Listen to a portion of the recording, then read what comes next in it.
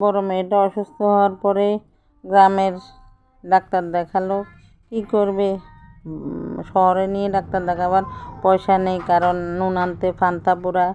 কোনো দিন 1 কেজি চাল আনে, 1 কেজি চাল দিয়ে সংসারে এতগুলো মানুষ কি খেতে পারে?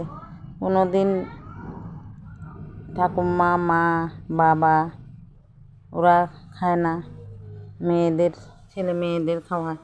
আর কোনো দিন হলে ওরা ভাতের মার খেয়ে থাকে। এভাবে দিন চলতে থাকে। আর ভাত রান্না করার কাঠ পর্যন্ত নেই। আগের দিনে তো গ্যাস ছিল না, গাছের পাতা কুড়িয়ে এনে রান্না করত। খুব কষ্ট ওদের সংসারে। কিন্তু এরপরে বড় মেয়েটার জন্য চারিদিক থেকে বিয়ের জন্য আলাপ আসছে। ও বলেছে বিয়ে করবে না, কারণ বাবার পাশে দাঁড়ানো কেউ ছিল না। ও ছেলে হয়ে দাঁড়াবে।